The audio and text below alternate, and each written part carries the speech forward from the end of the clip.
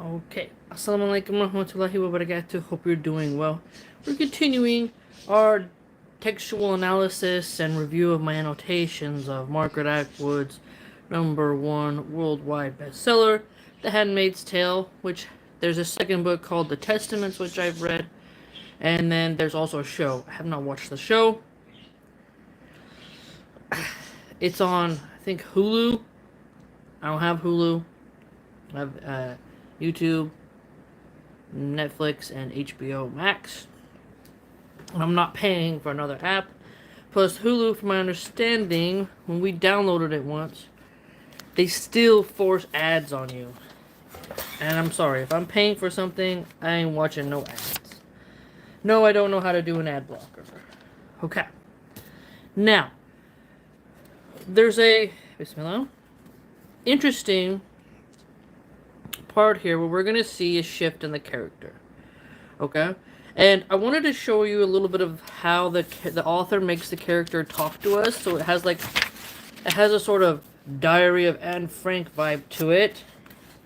Yet it's mixed with a little bit of dystopianism, okay? A little bit of a romance, or there's a lot of different vibes going on in this book, okay? So on part 41, it starts with, I wish this story were different. I wish it were more civilized. I wish it showed me in a better light. If not happier, then at least more active, less hesitant, less distracted by trivia. I wish it had more shape. I wish it were about love or about sudden realizations important to one's life, or even about sunsets, birds, rainstorms, or snow. So this is very Pinterest vibe going on. It's very typical of what women like to read about. Sunsets, birds, I'm biased towards birds, and love. Okay? Now, there's lots of those breaks in the text. And it switches back and forth from in the character's head to what's actually occurring to a memory. So you have to get used to that as you read the book.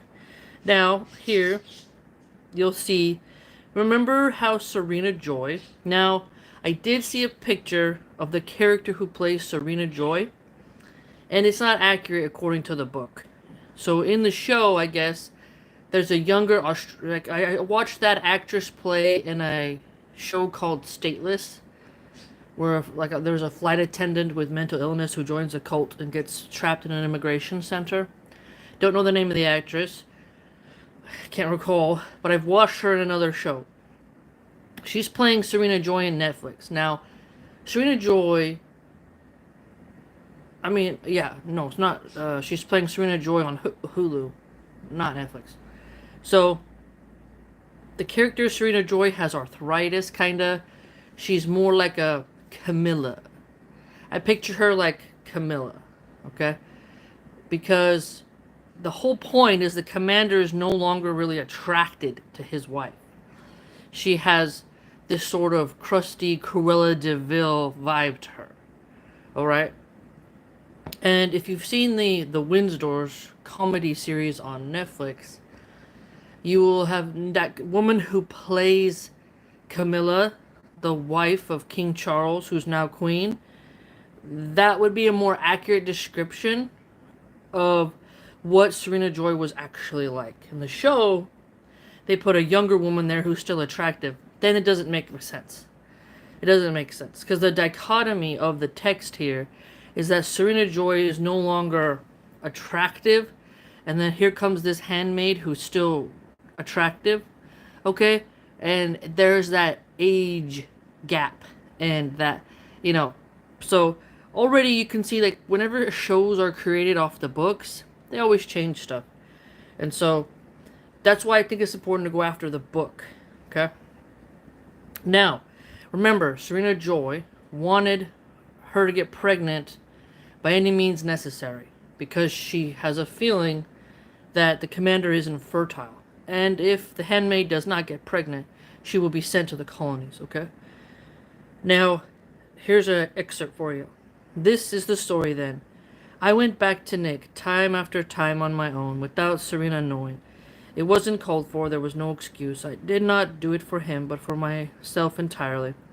I didn't even think of it as giving myself to him because what did I have to give? I did not feel munificent, but thankful. Each time he would let me in, he didn't have to. In order to do this, I became reckless. I took stupid chances. After being with the commander, I would go upstairs in the usual way, but then I would go along the hall and down the Martha stairs at the back and through the kitchen. Each time I would hear the kitchen door click shut behind me, and I would almost turn back. It sounded so metallic, like a mousetrap or a weapon. But I would not turn back. I would hurry across the few feet of illuminated lawn. The searchlights were back on again, expecting any moment to feel bullets rip through me, even in advance to their sound. Okay, so Layla Jasmila says, do you realize this is a satanic novel? Why do you think I'm covering it, you moron? Do you pay attention at all? Do you pay attention at all before you comment? Do you realize that all the series I've done, I'm criticizing the book, dismembering it, and everything else? No, it's not a description of the New World Order. Okay, Layla? Yeah, I doubt you know anything about the New World Order, which is very cliche, very Alex Jones 2010-ish, okay? David Icke, all that stuff. This book has nothing to do with the New World Order. Because this is a book, so you're so dumb. That's what pisses me off about people like you. This book is attacking Islam, and it's attacking Christianity. You're a damn idiot. You have no idea what the hell you're talking about. You've never read it, and you don't even know what the fuck you're talking about. And so, you're a goddamn retard. Okay? Oh my god. This is a book about feminism. Okay? Destroying the patriarchy. It's a dystopian novel. It has to do a lot with pollution. It attacks Islam and attacks Christianity. Has literally zero to do with what is called the New World Order. Because the New World Order, genius, is a depopulation agenda in order to bring in artificial intelligence and all that other nonsense. Okay? The what do they call that? The Georgia Guidestones that were destroyed. They want to reduce the population. This book is about bringing population numbers up through forced births. By God, some people are incredibly stupid. Okay? This is why a good thing it is to cover this book. Morons like Layla Jasmila have no idea what they're talking about. Number one, the New World Order that person brought up, Satanism, and then it's like, okay, there's no Satan in this book. There's no Satan in this book at all. Satan isn't mentioned here. Okay? And Satan is into child sacrifice, not forced births. You moron. So, if you've never studied Satanism, don't do it. That's only for high qualified people. Okay?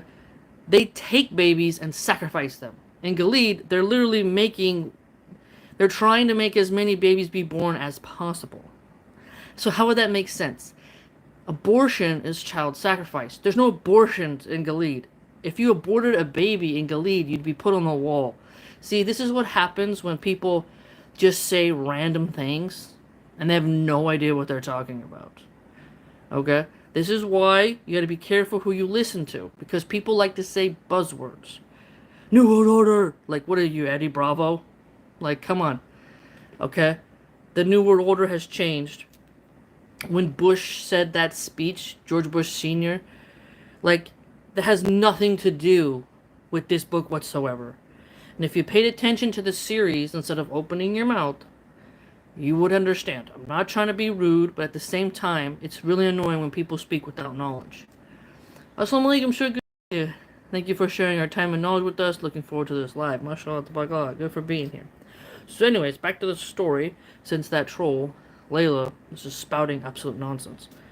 Thing is that we notice here that she has decided to keep going back to Nick.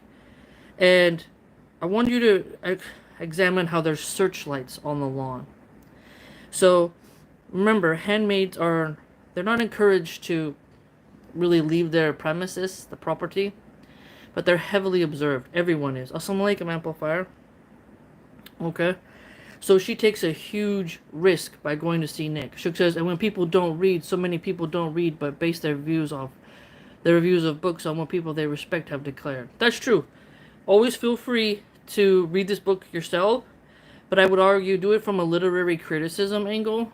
And yeah, yeah, you can listen to me do the review, but always feel free to read it yourself and have your own come to your own conclusions for sure.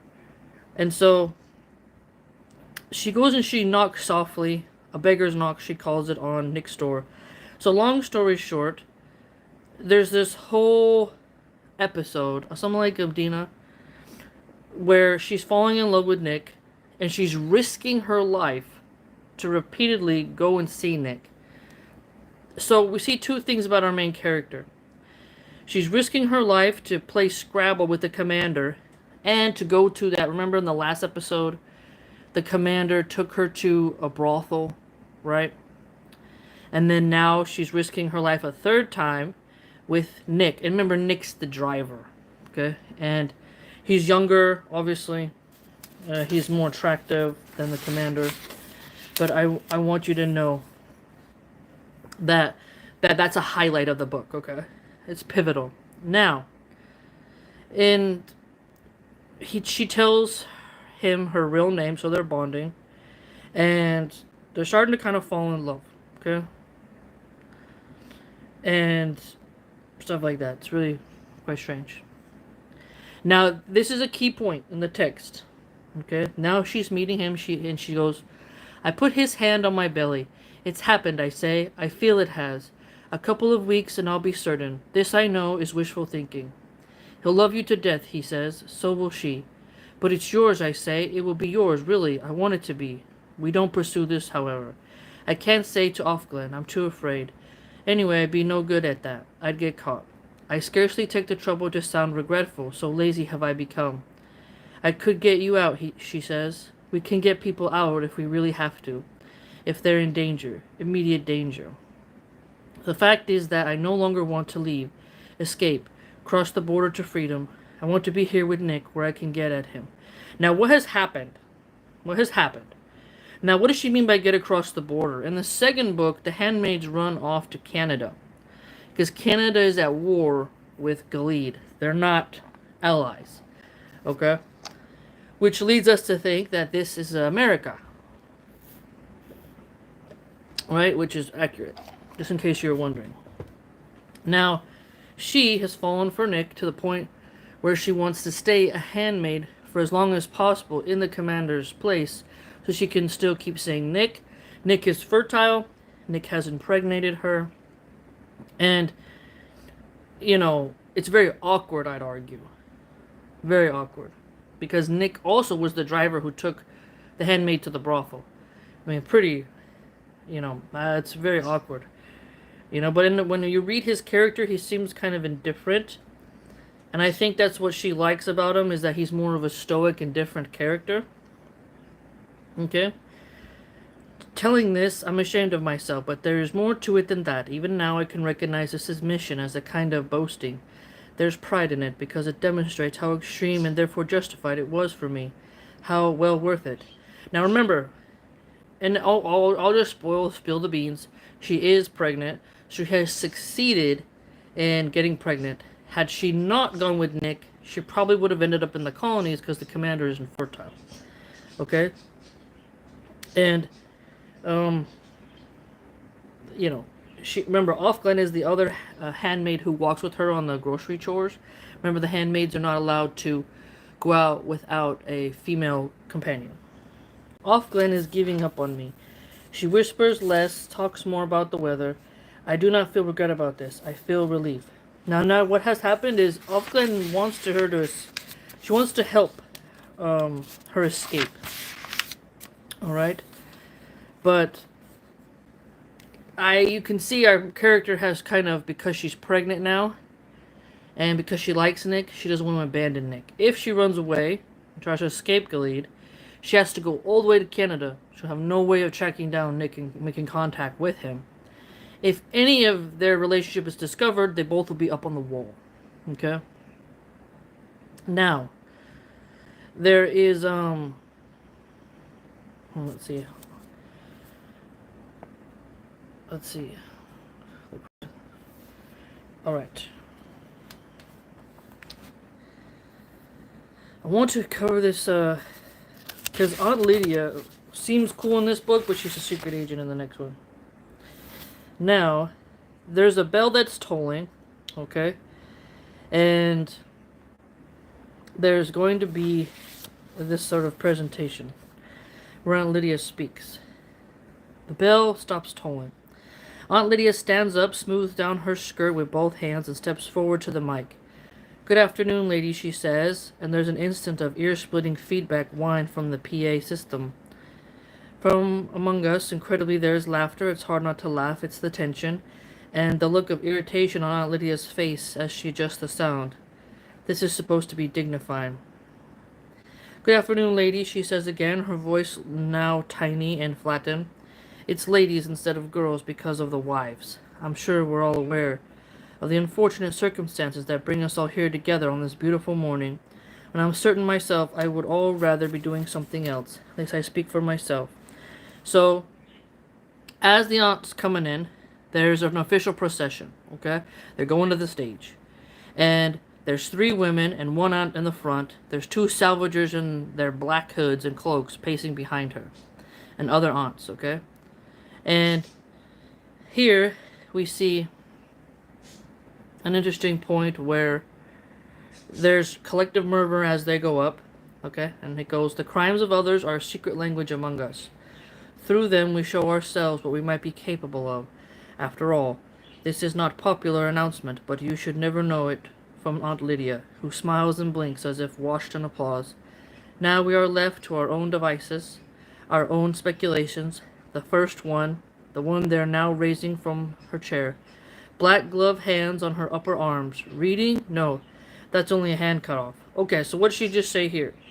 Okay, this is a little bit of the really kind of vibe, but remember I told you she's anti-Islam, this author. So if you steal, there's the hood, I believe you pronounce it, punishment of the hand cutting. Now, what has she done? She's taking a hand-cutting punishment and applied it to reading. That if women, the handmaids, get caught reading, they'll get a hand taken. Now, for me, that's going to hit me, because I'm like, what? You're going to take my hand for reading? It would be smarter to take an eye. But logic don't fall well with her. On the 3rd conviction, unchastity. Or an attempt on the life of her commander. Or her commander's wife, more likely. That's what they're thinking. As for the wife, there's mostly just one thing they get salvaged for. Now, this is called a salvaging. So, if a wife or a handmaid or a Martha commits a crime, they get punished in front of the other. So, public punishment, public executions. This is very common.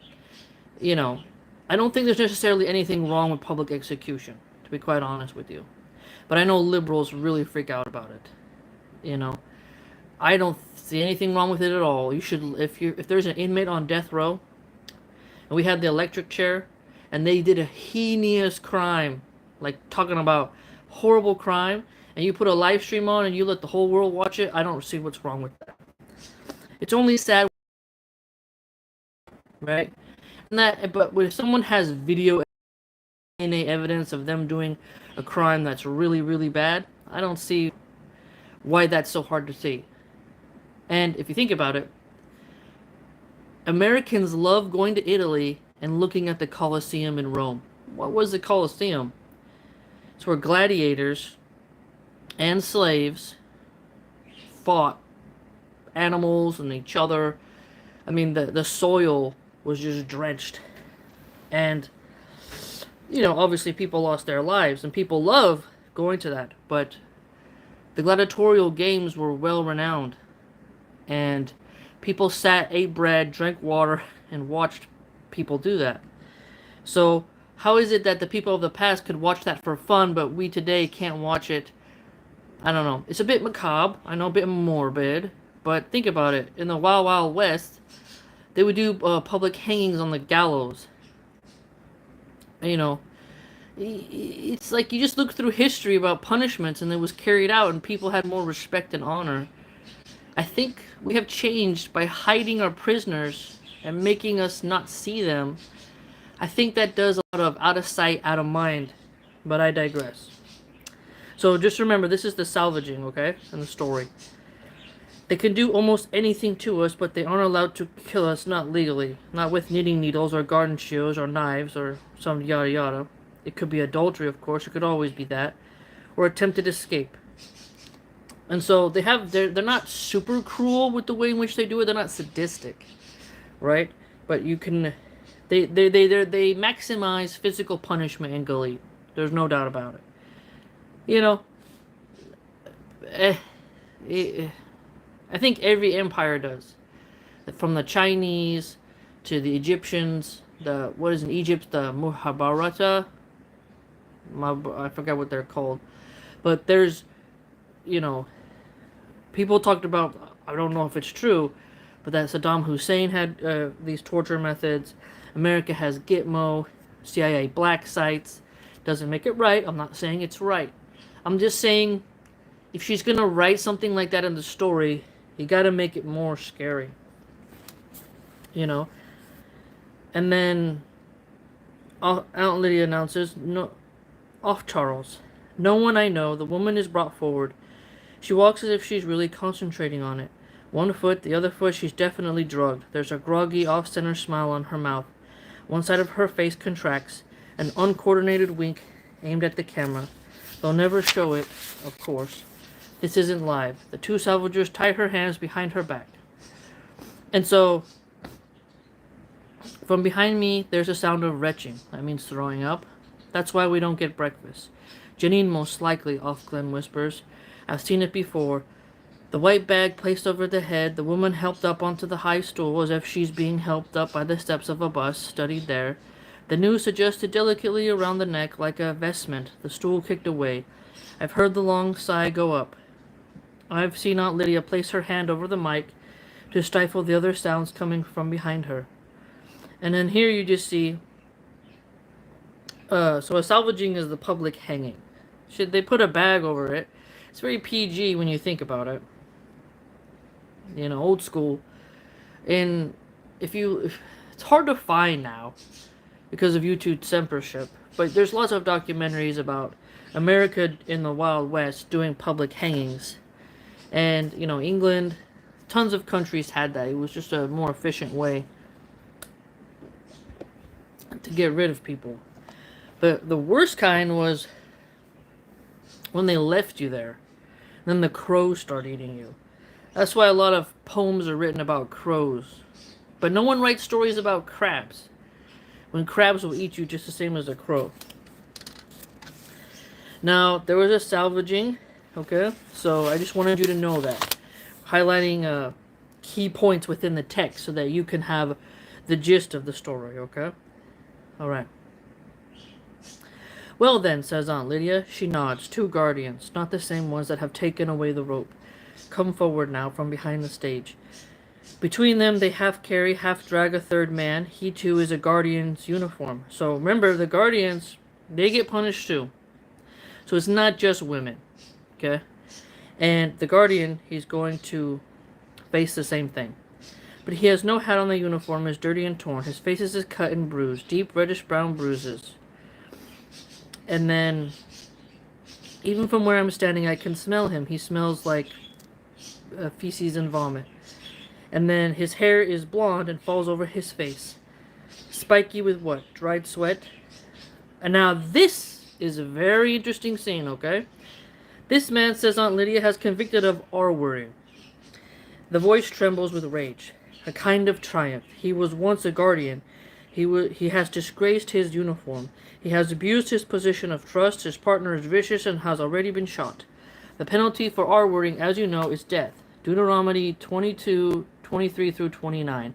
I might add that this is a crime involved two of you two and took place at gunpoint. It was also brutal. I will not offend your ears with any details except to say that one woman was pregnant and the baby died. So, I want you to... This is a very interesting scene because it's a cover-up. the Guardian was helping handmaids escape. He gets found out. The Galedian government says that he R-worded a pregnant woman. Okay? And then the baby passed away. Now, they're all gonna... I'll read it to you. And then... They say, they're like, oh, wow, you know, they're very freaked out. We jostle forward, our heads turn from side to side, our nostrils flare. Sniffing death, we look at one another, seeing the hatred. Shooting was too good. This man's head swivels groggily around. Has he even hurt her? Aunt Lydia waits a moment, then she gives a little smile and raises her whistle to her lips, like this, like she's getting ready to whistle. We hear it, shrill and silver, an echo from a volleyball game of long ago. The two guardians let go of the third man's arm and step back. He staggers. Is he drugged? And he falls to his knees. His eyes are shriveled up. So he's drugged and he's really weak. Now, the creepy part is he's squinting around at us. So he's like, ugh, like drugged, don't know what's going on, right? Now, the handmaids, they're circled, they're wearing their red. They circle around him, and they all begin to thrash at him, okay? And then, before they start striking him, he says, I didn't. And then all these handmaids surge forward like a crowd, and then the air is bright with adrenaline, she says. You can do anything you want to this man. This is freedom, that she says. I'm reeling. Red is everywhere. I won't read everything because it's quite graphic. Now, he gets torn apart, okay? He gets kicked. He's just getting pummeled, okay? And there's, like, intensity going on here, okay? I keep back, trying to stay on my feet. Something hits me from behind. I stagger. When I regain my balance and look around, I see the wives and daughters leaning forward in their chairs, the aunts on the platforms gazing down with interest. They must have better view from up there. Now, what has happened here? A man is accused, a guardian. Now, the guardians are supposed to protect the handmaids, you know, be legitimate people. They get a public execution, but their execution, if it's against a handmaid or something like that, or against a pregnant woman, the wives, people get to watch as handmaids tear him apart limb from limb. Okay? Now, you don't see that in the feminist propaganda about this book. But why would she include this in the book? It's a catharsis. Why? Because a lot of men who are guilty of that crime, a lot of women don't get justice, and a lot of women lie about such actions. They Me Too men for political reasons, not because it's legitimate. So this ruins legitimate cases for women. But a lot of women who have had that done to them, they don't really get justice. So her putting such a scene in the book, it captures and encapsulates feminist rage against men, or one could argue female rage, where a man who R-words is punished. But remember, he was helping women escape. But the government didn't want the people to know that he was successful at helping women escape. They wanted to hide the fact that there is an underground operation to get the handmaids out of Gilead. So instead, what did they do? They flipped it, and they said that he was this rabid criminal, and then they made his execution part of instilling the facade of justice in their empire. You see what I'm saying? So that's some cleverness of the storyline here. Okay? There we go. Offglen is back beside me. Her face is tight, expressionless. I saw what you did, I say to her. Now I'm beginning to feel again shock, outrage, nausea, barbarism. Why did you do this? I thought you... Don't look at me, she says. They're watching. I don't care, I say, my voice rising. I can't help it. Get control of yourself, she says. She pretends to brush me off my arm and shoulder, bringing her face close to my ear. Don't be stupid. He wasn't an R-word at all. He was political. He was one of ours. I knocked him out, put him out of his misery. Don't you know what they're going to do to him? And so, what is she... Okay, so Offglen gives a blow to him to help the guy not feel the pain. Reminds me of when Jon Snow put an arrow through the King Beyond the Wall's chest when Melisandre and Stannis were burning him, right? So, putting someone out of their misery so that they don't feel that pain. And she gets confused at first before Offglen tells her that. Like, I saw what you did. And it's really shocking, right? Pardon me. And so I just wanted you to know that scene of the book. It's really important, okay? Now, let's begin. Now, it is a bit... Now, it's interesting that I just mentioned the Colosseum, right? And how people watch. But here you can see that they also watch when the handmaids get to do their own sense of justice, right? And I found that to be quite interesting. Because you would think, like, no, they would only watch when a handmaid is having a problem. But no, they watch at other times as well. Okay? So no matter what, Gilead has public executions. That should be made quite clear. Okay? Now, one of ours, I think, a guardian, it seems impossible. And Lydia blows her whistle again, but they don't stop at once. The two guardians move in, pulling them off. From what's left, some lie on the grass. They have been hit or kicked by accident. Some have fainted. They straggle away. In twos or threes by themselves, they seem dazed. You'll find your partners and reform your line, Aunt Lydia says into the mic. Few pay attention to her. A woman comes towards us, walking if she's feeling her way with her feet. In the dark, Janine. There's smears of blood across her cheek, and more of it on the white of her headdress. She's smiling. A bright, diminutive smile. Her eyes have come loose. Hi there, she says. How are you doing? She's holding something tightly in her right hand, a clump of blonde hair. She gives a small giggle. Janine, I say, but she lets go. Totally now. She's in a free fall. She's in withdrawal. You have a nice day, she says, and walks on past us, towards the gate. I look after her. Easy out, is what I think. I don't feel sorry for her, although I should. I feel angry. I'm not proud of myself for this, or any of it, but then that's the point. Now, what's interesting is, remember, Janine, if you recall in the past readings, she had given birth to a babe. Now, they don't allow an epidural or any type of pain relief to the handmaids.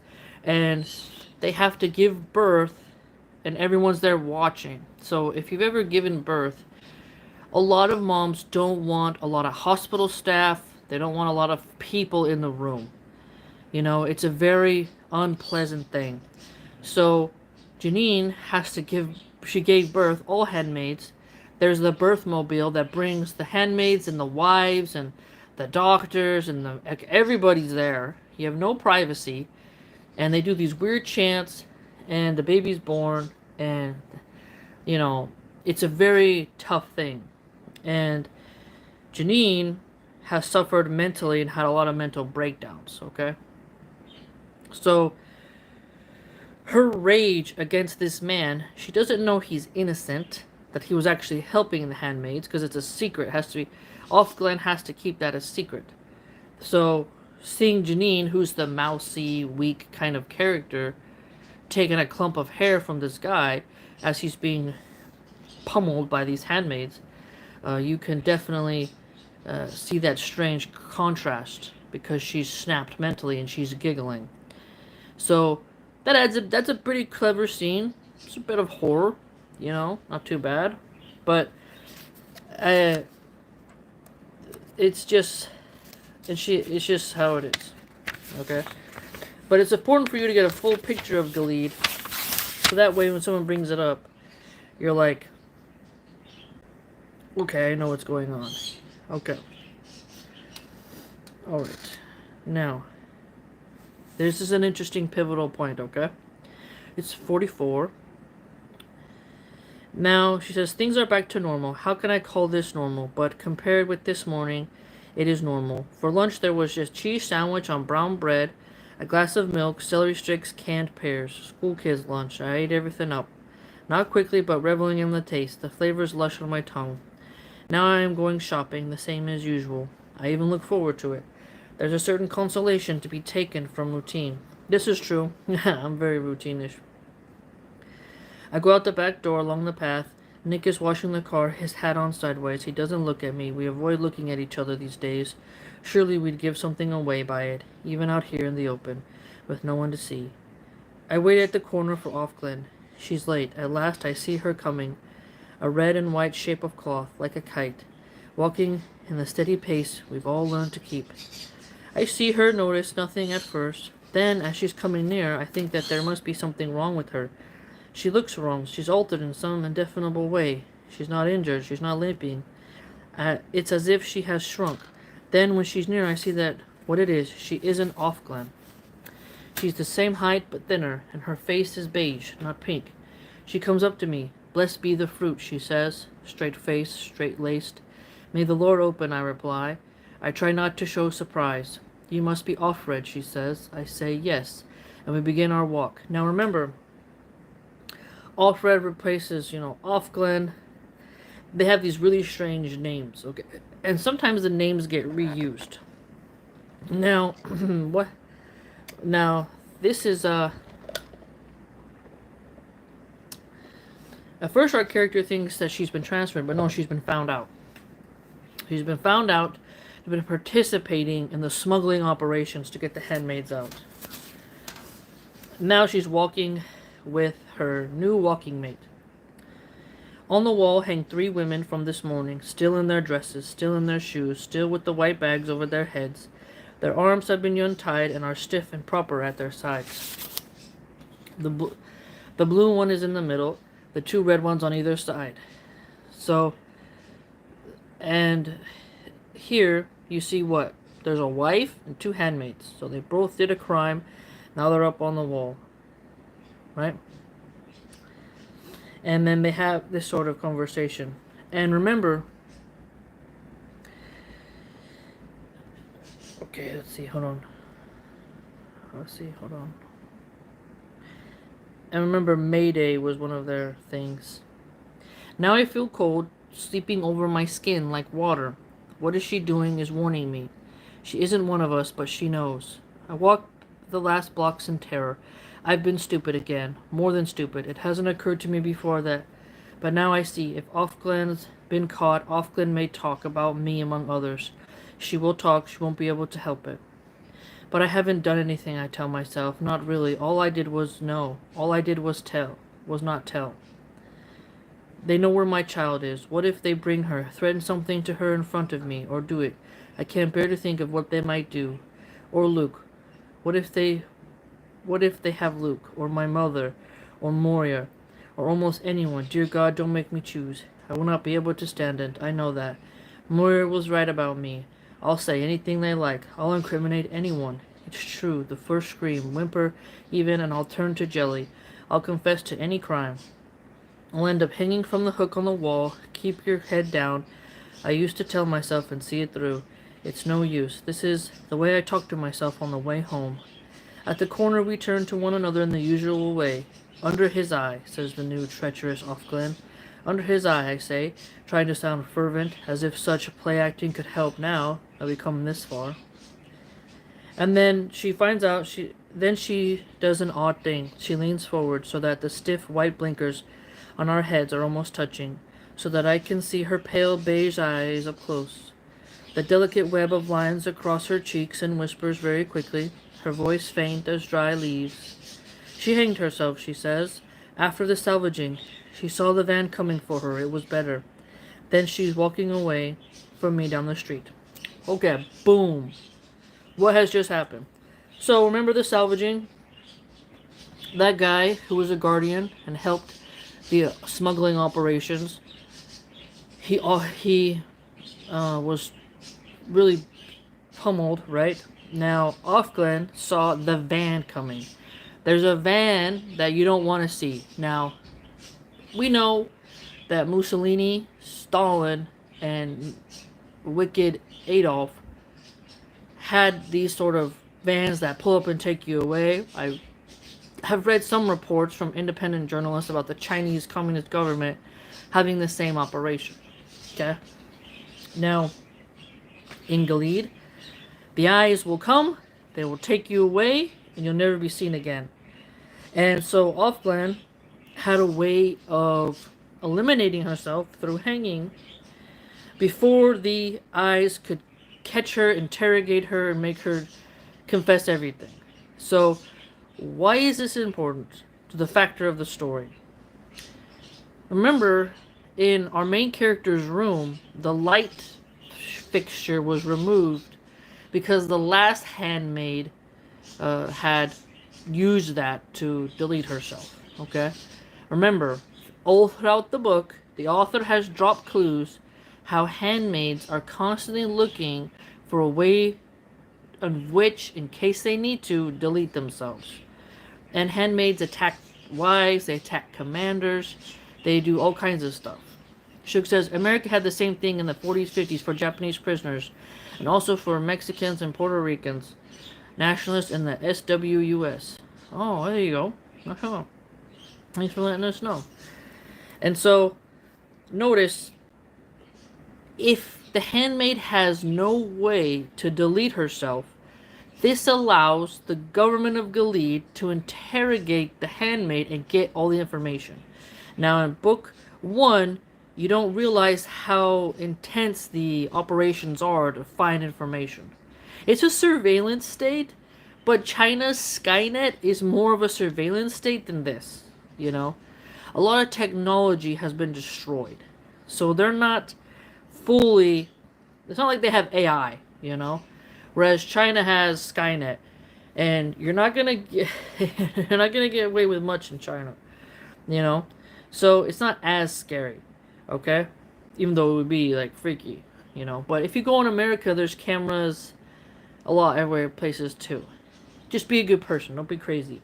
But it's when that surveillance state is turned towards excessive means, right? Shook says, and that rhetorical device is being used to drive home the point that death is better than living on that world. Not suitable. Yes, exactly. Yes. And so, the character went through and deleted herself. Now, I want you to think about how difficult that would be. But the handmaid did that to herself in order to save the other handmaids. So you see this sort of solidarity among the other handmaids. And remember, just a couple seconds ago, our character didn't trust the new handmaid walking partner. She called her treacherous. But then she leaned in and told her the real deal. Like, hey, this is what happened. Now, there's a lot of facade under his eye, right? Now, I want you to think about how the author decided to say, like, blessed be the fruit under his eye. These, like, in Islam we say, inshallah, alhamdulillah. Allah is all-knowing, okay? Fear Allah. Christians don't say that kind of stuff anymore. They say, like, hallelujah. I have a neighbor who always is yelling hallelujah on his balcony. He's crazy, okay? But he's a psychopath. And I wish I could throw eggs at him. But Christians don't greet each other in the same way us Muslims do. Assalamu alaikum. Walaikum assalam. You know, Ramadan Mubarak. Like, we have phrases that we say, okay? She included her handmaids to say this kind of language. And I have some screenshots of people comparing Islam to the Handmaid's Tale. And there's a reason why I'm digging through this book and showing this has barely anything to do with Islam. You know, this is not... Just because the women can't dress in skimpy clothing, and Islam tells women, because Allah commands us to dress modestly, doesn't equal the Handmaid's Tale. Like, Islam isn't forcing women to, like, be baby machines. You know what I mean? Like, this is crazy. But this is what happens when, although the author drops, she takes something Islamic and then flips it, and then, you know, makes it dystopian. But that would only work if you're familiar with what Islam has to say. Shook says, Martin Luther, although not intending to do so, hallowed our Christendom by bringing on the Reformation. Interesting. The Protestant Reformation is intense. There's 99 Theses I read. But I haven't read his full biography. But I did study him. I have a couple books, and they have, like, it's like an anthology, and it has some of his stuff in there. But it would be really cool just to dig into, how the Protestants and Catholics went at it. It's really intense. Okay? So now, I just wanted you to have that feeling of what has happened, okay? Alright. Now, she starts to get scared, okay? She starts to be like, oh, I hope this woman's lying. And, hold on, what Shug says, what Luther says is a 3-volume set. Very good, and I think the price has come down. Whoa, there's a 3-volume set? Okay, now we're talking business. Okay, to keep that in mind for the future. Okay, that would be great to read on the channel once we finish up St. Augustine, like when my schedule opens up. That'd be great. I like stuff like that. Now, she says here, she starts to get spooked, okay? Which is understandable. She says, I'll repent, I'll abdicate, I'll renounce, I'll stop complaining, I'll accept my lot, I'll give up Nick, I'll forget about the others, I'll obliterate myself. Like, she starts praying to God. She gets religious, okay? And she starts getting fearful. And this is interesting because the whole time we haven't seen her really be religious. We've seen her be an atheist, really. And now she's scared that she's been found out. She says, I'll resign my body freely to the use of others. Then they can do what they like with me. I'm abject. I feel for the first time their true power. So she's getting the sense of, I shouldn't rock the boat. I should be very careful. Tread lightly, right? Because, it's intense. Okay, now, this is a key point in changing in the story, okay? Serena Joy has come out the front door. She's standing on the steps. She calls to me. What is it that she wants? Does she want me to go in the sitting room and help her wind the gray wool? I won't be able to hold my hand steady. She'll notice something, but I walk over to her anyway, since I have no choice. On the top step, she towers above me. Her eyes flare, hot blue against the shriveled white of her skin. Okay, what did I say? Shriveled white of her skin. She's wrinkly, a Camilla, like King Charles. The show makes her kind of attractive, which makes no sense. I look away from her face, down at the ground, at her feet, the tip of her cane. See, she walks with a cane, okay? I want you to... The character is different than the stupid show. Okay? I trusted you, she says. I tried to help you. I still don't look up at her. Guilt pervades me. I've been found out, but for what? For which my many sins am I accused? The only way to find out is to keep silent. To start excusing myself now for this or that would be a blunder. I could give away something she hasn't even guessed. It might be nothing. It might be the match hidden in my bed. I hang my head. Well, she asks, nothing to say for yourself? I look up at her. About what? I manage to stammer. As soon as it's out, it sounds impudent. Look, she says. She brings her free hand from behind her back. It's her cloak she's holding, the winter one. There was lipstick on it, she says. How could you be so vulgar? I told him. She drops the cloak. She's holding something else, her hand all bone. She throws that down as well. The purple sequins fall, slithering down over the step like snakeskin, glittering in the sunlight. Behind my back, she says. You could have left me something. Does she love him, after all? She raises her cane. I think she's going to hit me, but she doesn't. Pick up that disgusting thing and get to your room.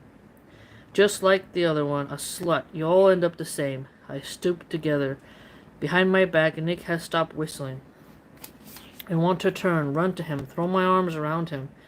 This would be foolish. There's nothing he can do to help. He, too, would drown. I walk to the back door into the kitchen, set down my basket, and go upstairs. I am orderly and calm. What has happened? Remember, the commander took our handmaid character to the brothel, and he borrowed his wife's blue winter shawl cloak, and she wasn't careful enough, and she got lipstick on it. Okay? She also found the weird lingerie feathered outfit. Now, what have we just been told? She says, just like the other one. This means, well, I already knew this, and I think I told you before. The commander did this with the last handmaid. Okay, so he keeps getting caught and keeps wanting to press the limits, and you kind of feel bad for Serena Joy, because she wanted to help her handmaid. Remember, they were conspiring for her to get pregnant by Nick, not her husband. If Serena Joy would have been found out to be trying to help her handmaid in that way by breaking the rules of Gilead, she could have ended up on the wall. Okay, so there's a reason why Gilead puts so many rules between how each person is supposed to act. Okay, all of them have broken those rules, and now there's a sticky situation. Okay, and that's something sad. Okay, and so okay. Okay. She starts thinking about her match, okay? If it didn't catch, that would be that, but if it did, there'd be at least one big event to signal some kind of mark of my exit. A few flames, easy to put out. In the meantime, I could let loose clouds of smoke and die by suffocation. So, what has happened? Now her brain starts racing. We see this through the characters. Okay, each handmaid always looks for a way, an exit. Think of yourself trapped in a maze, and you're trying to find a way out. That's basically how these handmaids' brains think. Because at any second, they can do something wrong, break a rule, and that's it for them. So she lives in fear of the wife, the commander, the aunts, other handmaids, and the eyes, who are like the Gestapo of Gilead, okay? Then she starts saying things like tearing bed sheets into strips. Her brain starts racing. Okay, she says, "I could go to the commander, fall on the floor, my head disheveled, as they say, grab him around the knees, confess, weep, implore. I could say, not a prayer, visualize his shoes." Now, what is she thinking? This is fascinating. Remember, okay, what have I told you in the past about feminists they'll act very masculine, very boss babe. Oh, women can do anything. Female soldiers, we're not afraid. And then I mentioned how in The Sopranos there was a female mafia boss, and the other mafia guy has a Glock pointed at her, and she immediately cowers. She doesn't say like Zapata of Mexico, "I'd rather die on my feet than live on my knees." No, she doesn't say some Clint Eastwood line. She offers them oral relations, okay? And then gets mocked. She gets blasted, okay? What is our main character done twice here? She wants to go groveling to Nick to save her, groveling to the commander to save her, okay? So we see here that the female character wants to have a man rescue her. Now, why is this important? In other feminist texts, if you recall, in Laurie Penny's Sexual Revolution book I dug into, she mocked men for seeing themselves as the protectors of women. Yet, another feminist writer here has made the main character want men to protect her. And what do we see in real life?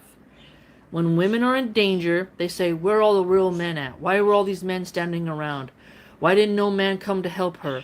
Yada, yada, yada. So there's this dichotomy of men must sacrifice themselves for random women, but then if you have a wife, she doesn't need to sleep with you, she doesn't need to cook for you, she's not your maid, she's not your therapist.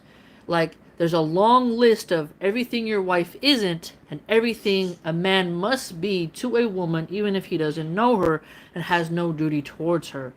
The patriarchy means men protect women from evil men and help and sustain them. Okay? Yes, they can fail. There's other things to it as well. No doubt, no doubt. But I'm just pointing out how the author, I don't know if she realized what she did. You know? Because I think that she kind of didn't realize that she kind of proved what a lot of religious, traditionalist, conservatives say, that, you know, men are in charge of women. And this includes that classic knight in shining armor coming to rescue the damsel in distress. Feminists hate that. And yet, here in this book, boom, The main character is appealing to men to come and save her. So I just wanted you to note that, okay? Now, she also mentions how she wants to just run out the front door on the street. But she mentions that the red is very visible. You know, you're gonna notice the handmaid going out, okay? Now, she mentions here, behind me I feel her presence.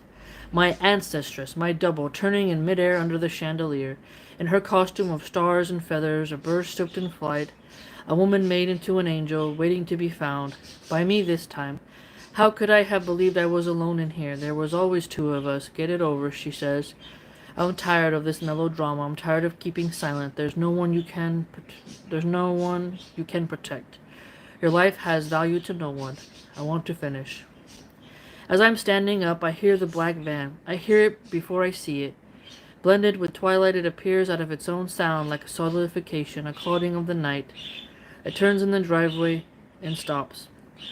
I can just make out the white eye, two wings. The paint must be phosphorescent. Two men detach themselves from the shape of it, come up the front steps, ring the bell. I hear the bell toll, ding dong, like the ghost of cosmetic women. Down the hall, worse is coming then. I've been wasting my time. I should have taken things into my own hands while I had the chance. I should have stolen a knife from the kitchen, found some way with the sewing scissors. There were the garden shears, the knitting needles. The world is full of weapons if you're looking for them. I should have paid attention. Now, this is what's ironic about this is that us as readers, she's been paying attention to those things. But as we see, she got comfortable. Remember, she said she wanted to stay with Nick, and she let her guard down. Now, it's sad she has to think like that. But as we've seen, the empire in which she lives is very fickle with the lives of the handmaids. Okay. I expect a stranger, but it's Nick who pushes open the door, flicks on the light. I can't place that unless he's one of them. There was always the possibility. Nick, the private eye. Dirty work is done by dirty people. You shit, I think. I open my mouth to say it, but he comes over, close to me, whispers, It's all right. It's Mayday. Go with them. He calls me by my real name. Why should this mean anything to them? I say. I see two men standing behind him, the overhead light in the hallway making skulls in their heads. He must be crazy. My suspicion hovers in midair above him. A dark angel, warning me away. I can almost see it. Why shouldn't he know about Mayday? All the eyes must know about it. They'll have squeezed it, crushed it, twisted it out of enough bodies, enough mouth by now. And trust me, he says, which in itself has never been a talisman, carries no guarantee. But I snatch it at an offer. It's all I'm left with. One front, one behind, they escort me down the stairs. The pace is leisurely. The lights are on, despite the fear. How ordinary it is from here. I can see the clock. It's no time in particular. Nick is no longer with us. He may have gone down the back stairs, not wishing to be seen. Serena Joy stands in the hallway, under the mirror, looking up, incredulous. The commander is behind her. The sitting room door is open. His hair is very gray. He looks worried and helpless, but already withdrawing from me, distancing himself. Whatever else I am to him, I am also at this point a disaster. No doubt they've been having a fight about me. No doubt she's been giving him hell. I still have it in me to feel sorry for him. Moria is right. I am a wimp. What has she done? Says Serena Joy. She wasn't the one who called them. Then, whatever she had in store for me, it was more private.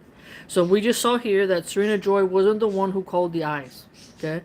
Remember, the eyes are the Gestapo who round up the handmaids. We can't say, ma'am, says the one in the front of me. Sorry. I need to see your authorization, says the commander. You have a warrant? So here you can see how the the commander doesn't have a whole lot of power. Like, they do, but at the same time they don't. Okay? So the wife can send the handmaid to the colonies outside, usurping the commander. But the commander can also send as well, and the wife can't do anything. Okay? I could scream now, cling to the banister, relinquish dignity. I could stop them, at least for a moment. If they're real, they'll stay. If not, they'll run away, leaving me here.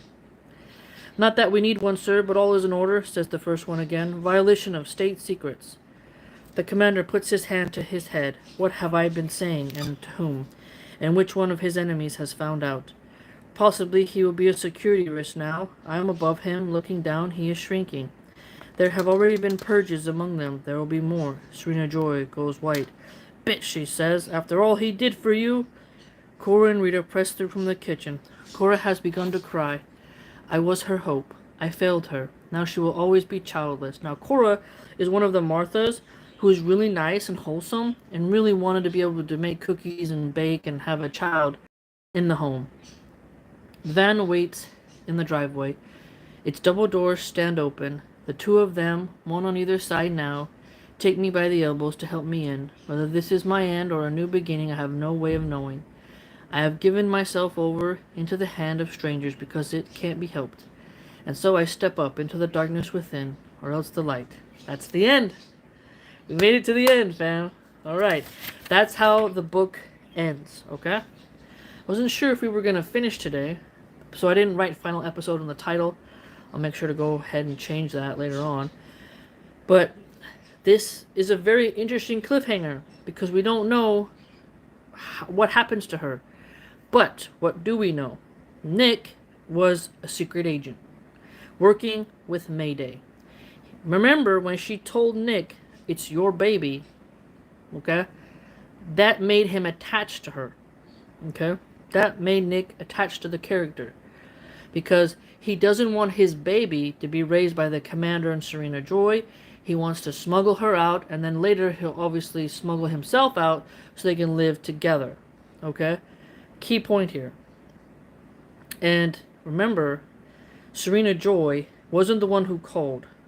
But what is clear is that Nick was obviously hearing things.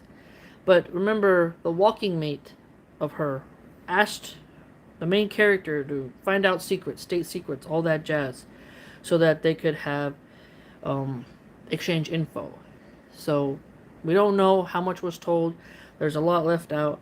But remember, the Underground Female Road Mayday is something that they had in the story. Okay. Now. Okay. Alright. There was something... And then, okay, that's in the second back of the second book. But okay, we finished the Handmaid's Tale. Takeaways. Feminists, when they write, it's very. Oh, thank you, Kron and Albert. Albert, Granish and completing the book. Yeah. So, I'm trying to think of the best way to phrase this book. Because we've now done 20 videos on it.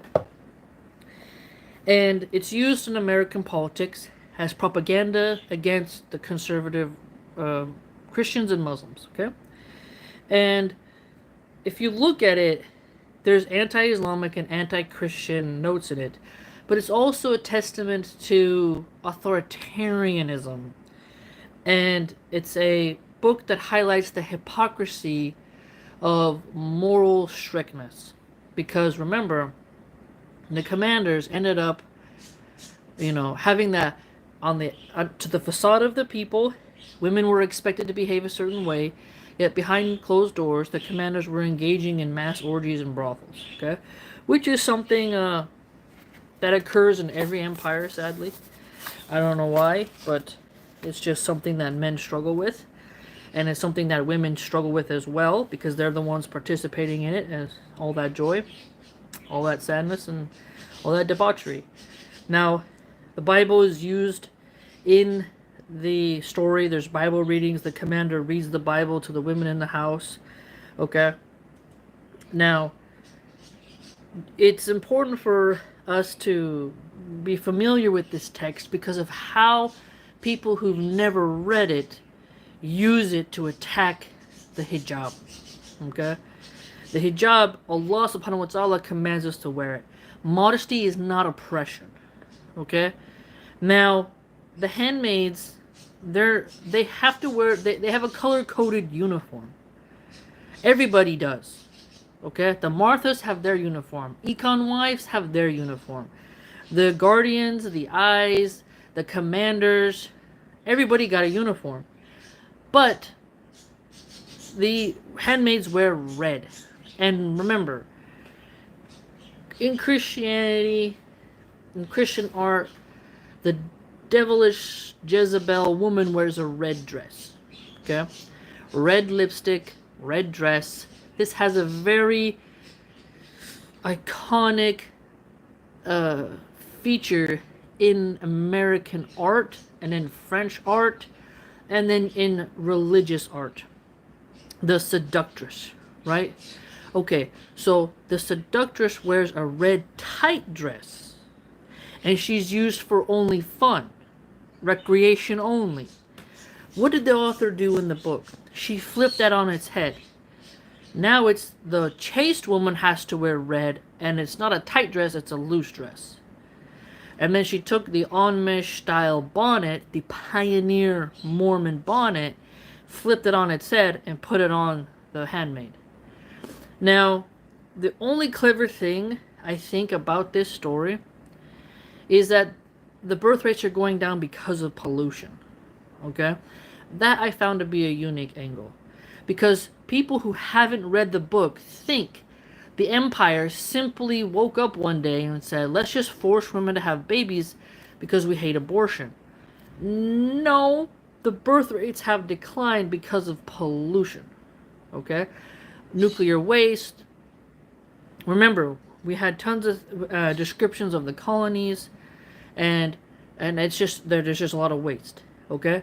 So, if you're coming across somebody who says, oh, the Handmaid's Tale, ironic, and they're attacking you as a Muslim, or even a Christian, okay? I don't have very many Christians who follow my content, but let's say you're a real Christian, not a fake liberal, rainbow-waving lunatic. You're actually Orthodox or something, and you're watching this. Understand that the birth rates went down, and the government said we have to make it so that, you know, more birth rates go up. But the thing is, this story has a bit of breakers in it, because it would be smarter for one man to have multiple women and the handmaid stay in the family, not be transferred to the next household. That gets into sort of a sex slave type of fetish going on. There's a lot of things in this book that read as a fetish, and I saw a meme that someone did. You know when they do the soy jack pictures? It had a woman dressed up as a handmaid saying, are you gonna hold me down and force yourself upon me? And then it has like that guy that says, with the blonde hair, that says yes, no. And it was like I'll have to find it. Maybe I'll put it on the blog. And so, hold on, wait, what? Lena says, wow, you decide who's a real believer of their faith, huh? I think that if you can empirically see who follows the rules of their religion or not. Like, if someone says, I'm a Democrat, but they don't hold democratic principles, it's safe to say that they don't really follow the Democratic Party line. If someone says, I'm a libertarian, and they don't follow libertarian principles, then they can't really call themselves a libertarian, can they? If someone says, I'm vegan, but they eat cheese and they have a ribeye, they're not really vegan, are they? So some things are basic common sense, and I've studied a lot of different sects of Christianity, mind you. You may not know that, so maybe you should shut your stupid mouth and go look at the playlists and, you know, think before you speak. You know, I'm not talking out of my ass here. I know I've studied with Jehovah's Witnesses, studied with Mormons. I've been to Catholic Mass. I mean, I've read the great scholars of Catholicism. So maybe you should shut your mouth and know who you're talking to, first of all. How about that? I'm not calling them heretics, although you can see things that are heretical. But it's not hard to see when someone isn't following the rules of Christianity. You know why? Because you can open the damn Bible and see this person isn't doing that, right? Now in Islam, takfiring is serious. In Christianity, calling someone a heretic or a blasphemer is not as serious as takfiring someone, at least today, right? Being called a heretic is something very serious in the 15th, 14th, 13th century, right? So today, Christians, like, I'll give you an example. If there's a woman and her tits are out and she's wearing a summer dress and she's wearing a cross around her neck and she's doing a cooking video and she's jiggling her boobs, I can say this, you know what, that's not good Christian behavior, right? I can say that. I can be like, you know, a good Christian girl would be more shy. She would not be doing that. Her husband wouldn't want her to be making kind of thirst trap material online, you know? Because past Christian women were not harlots. Modern American Christian women are almost identical to the secular liberal feminist ones. Doesn't take rocket science to see how far the Christians have fallen. Okay? If you just look at history, the dress codes, the mannerisms, how women behaved, you would see a big difference. So, you can just shut your goddamn mouth. You know, so go fuck yourself. How about that? You know that? I'm real tired of people who have improved in any of their knowledge, and then you're trying to tell me as if I don't know, as if I don't spend hours reading Christian texts, Islamic texts, atheistic texts, all kinds of stuff. And you're gonna sit here and pretend like I don't know anything, and that bothers me because it just shows you haven't done your research on who I am, and then you're just blabbing out of your mouth. But anyways, back to the book. So, part of this text, the author wants to make the Christians in this Galilean Empire appear as hypocrites. And in the second book, you will see how the aunts are very much like nuns. Now, if you're familiar with a lot of American cinema, you know, nuns are not always depicted in the most favorable way in horror movies, and, you know, they're always sadly depicted as tight-lipped, unpleasant people, not as spiritual beings. However, in Daryl Dixon's spin-off show of The Walking Dead, he's in France, and he encounters a nunnery, and that was actually pretty cool. So if you watch The Walking Dead, there's a character named Daryl Dixon, and he goes and he's around some nuns in France, and these nuns, they're actually pretty cool the way they're depicted, okay? But in other shows, let's say in Game of Thrones, the High Sparrow has that lady who walks behind Cersei with the bell. She's dressed as a nun, and she says, "Shame, shame." How she treats Cersei Lannister, dressed as like a nun, is quite cruel, right? So we can see how the nun is depicted in cinema, in literature, and how they're not really favored, right? So in this text, we get to see how the aunts are not pictured as, you know, being on the side of women. And historically, there's been, you know, different literature and popular stories where nuns are not depicted in the most favorable way, okay? But that doesn't mean we lose hope. I just am pointing out the author herself trying to always frame Christians as hypocrites. And this is common. Christians do get picked on a lot in cinema. And, you know, I find that to be odd because I think you could create a very potent show if you had, like, more strictness, right? Like Borgia, the Borgia Pope. Remember that guy who did the voice of Scar in The Lion King? The Borgias. There was a show called The Borgias. And the Spanish Pope, and they made the Pope look like a massive hypocrite. They made all the Catholics look like hypocrites. And so this is a very common genre, is my point, okay? Now, this is also a book that deals with denouncing the patriarchy. A text that deals with Okay, men claim they can rule, but look how they behave. They don't follow their own rules they make, and women suffer regardless.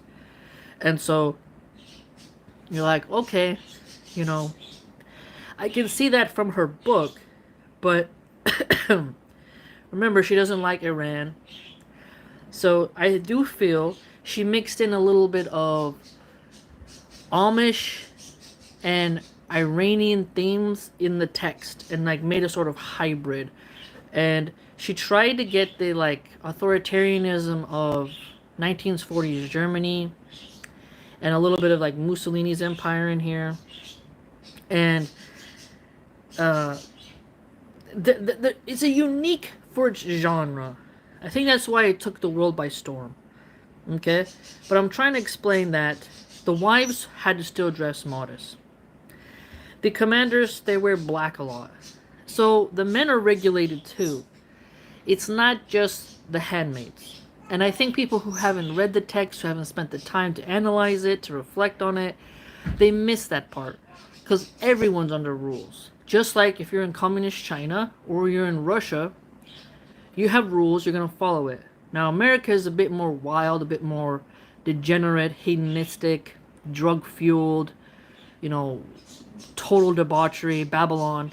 So, obviously, people who like that sort of gross type of liberty, they read something authoritarian and don't understand it. But I would be very curious to see someone who's from a more honorable country where there's less open lewdness and how they would react to the book. You see what I'm saying? See, the text is popular amongst American liberal women because they're so used to being allowed to do anything they want, even if it's very self-destructive, right? And so, how different women react to the handmaids is telling, okay? But I want you to think about the emphasis on population growth and pollution. That's what makes the book unique most of all. Okay? And the character Serena Joy being old, the commander being a massive hypocrite. Okay? Aunt Lydia, the character Moria, she's very San Franciscan. Alright? She's very typical of what you would hear a San Franciscan liberal rad femme say to, let's picture it as a Texas country girl or a Southern Belle Christian girl who was in a good family, or a Mormon girl, right? You would get the dichotomy here.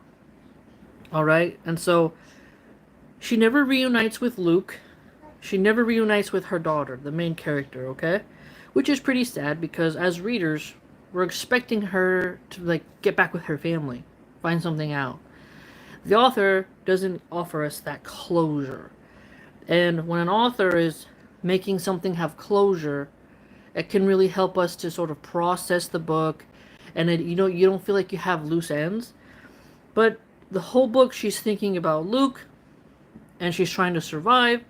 She's wondering where her daughter is. She doesn't get that, and we never know what happened to Luke or happened to her daughter. She never finds that information out, which relates to real life. We don't always get to find out the things we ask. We don't always get to find out a solution. I've also noticed this thread as well, like in the Black Mirror episodes. There's loose ends to the story that don't get cleared up. And you're like, I've been noticing this more of a trend in cinema now, where not every storyline gets completed. Some it just goes off and ends, and you don't get to finish it. Whereas in past cinemas, past stories, there was a lot of closing up of threads. There was a lot of finishing points. And so you felt like you came to a full circle. The Handmaid's Tale isn't a full circle. It reads a lot like nuggets of information and stuff like that. You don't really get the whole spectrum. You're not getting part 1, part 2, part 3, and then in a full line to the finish line, which is important to remember when you read this text. What's also unique, as I mentioned earlier, is the character has inner dialogue and then talks about the past, their current feelings, and the present situation. So there's a bouncing around that you have to get used to when you read this text, okay? So there's a lot of politics in here, but again, it can be a text that you can say, because when do you see women bring the Handmaid's Tale up? It's always about abortion, okay? Abortion's not legal in Gilead. Abortion's legal in America. But these women will use this book inappropriately. Why? Because the handmaids are forced to have relations with the commander. Women in America choose to not use birth control and get pregnant. Big difference. Big difference. American women can close their legs, pull out, use rubbers, use birth control, use Plan B, make better life decisions. So you've got over 6 options there. They refuse all of those and let people cream pie them, and then complain that they can't have that kid dismembered, fast and cheap from Planned Parenthood anytime they want, at any stage in the pregnancy they want. That is completely different than what's happening in the Handmaids. The Handmaids are saying, we got pollution, we got problems, birth control isn't allowed, and we're going to bring our numbers up, right? Totally different. The Handmaids don't have they get to be vetted with, are you going to be a Martha, are you going to be a wife, where are you going to go in the Galedian society, but they don't have access to birth control, and they're put into a house, right? They're not able to choose. American women are 100% able to make their own decisions, and they make bad decisions. And instead of being held accountable for those bad decisions, they just say, I need the right to abortion. But no one ever well, actually a lot of people. The Christians are really good at this, is that they offer pregnancy centers. The Catholic Church, there's a local one.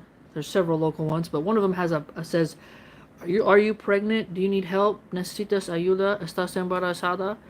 Like, they have help for you. So Christians offer, I wish Muslims would do this. I haven't seen a mosque do this at all. But Christians are really good at offering help to pregnant women in need. And historically, you could leave your baby back in the old days at a church and that child would get adopted. Now we have what they call the drop boxes at the fire station. I forget what they call that box. But you can leave it. I mean, keep your baby. Please do better. But there's some women who are such drug addicts and they can't take care of their kids. They take it to the fire station now. Whereas before, they would take it to the Catholic Church. Now, I do recall a story on the East Coast where a woman took her baby and left it at the masjid. And the imam of the masjid, I shared it on the community tab probably several months ago. It was a black gentleman. He adopted the baby. Foster care, whatever you want to call it. But he took that baby in. I think it was in Philadelphia, if I remember. East Coast, though, nonetheless. So, again, you have to understand how the feminists take this book, which is feministic, but they use it as a cudgel for the abortion movement, okay? And they say it's all about bodily rights. But if you turn the magnifying glass back upon the feminists and say, why can't you make better decisions about the men you sleep with? Why can't you be on birth control? Why can't you do better in your life? And this, are you victim blaming? You're not a victim if you consented to letting a man finish in you. You're not a victim. You're just an idiot. If you got drunk and then got plowed through by the frat team, okay, that's your fault. Why can't you make better choices? Oh, this is the Handmaid's Tale. No. Like, see, this is why it's important to read the text, because you're seeing it used as propaganda to young girls and against Muslim women. And a lot of Muslim women in other countries, I don't even think they can buy these books. And so they have no idea what these people are talking about. But hopefully, you read it yourself from a literary criticism perspective, and then you compare it to what Islam actually says, what Christianity actually says, and then you can look at different liberal feminist philosophy, radical feminist philosophy, anarchist feminist philosophy, Marxist feminist philosophy, And then you can look at it from a political science perspective, and then look at it through the different sectarian Christian views. So look at it through the Amish lens, look at it through the Quaker lens, the Protestants, the Catholics, you name it, the Jehovah's Witnesses. Take the text and just do a lot of comparative analysis. This takes time, but for me it's quite fun. And I do it already, but I'm just telling you what you can do as well, so that when an imbecile comes to you and tries to weaponize the text, you can just shut them down. Like, we had 2 idiot trolls in here already who clearly never read it. They don't know what they're talking about. They're just talking out of their ass, and then they want to tell me that I don't know what I'm talking about, or it's a book about the New World Order, and you're like, you're a bunch of idiots. A lot of people just use buzzwords. They don't actually investigate themselves. And that's not what they do. And that's not that's not what we do here on this channel. So I hope you enjoyed. Please like, comment, subscribe, join the blog, okay? We've done 20 videos on this text. I'm not going to do the second book for a while, but the second book is larger, okay? And it has multiple storylines. And then you really get into the whole mystical, fantasy, authoritarian world of Gilead, okay? But it's been popular. I'll show you the cover again. Margaret Atwood, okay? That's what it looks like. And hopefully you learned a lot from my dissection of the series. We've gone through the annotations, and, you know, hopefully you're armed and you're able to refute some of the nonsense that is thrown your way by people who shoot off the cuff and operate with very minimal information. That's not what we like to do here on the channel. We like to really get into the nitty-gritty of a text, pull it apart, analyze it, then speak about it. But a lot of the trolls, they don't actually do that. They just kind of want to be contrarian. They just hate Islam, so they just come to spam. You know, it doesn't really, you know, make sense. And so I think I'm the only Muslim woman that I know of who has dealt with this text, and from an American reader's perspective. So we're breaking new genres here. And if you're a parent in America, you plan on sending your kids to college, I definitely see this book lasting. Okay? There's certain books that they become more popular with time. Cult classics, as they say. And I think this will be one of them. I really do, because the political parties have adopted the book as a sort of propaganda marketing strategy. And when a political party adopts a book, it's gonna stay in the zeitgeist for a while, as they say. So take care, everyone. Thanks for tuning in. I appreciate all of you. And yeah, we have concluded it. So take care. Please like, comment, subscribe, join the blog. Until next time.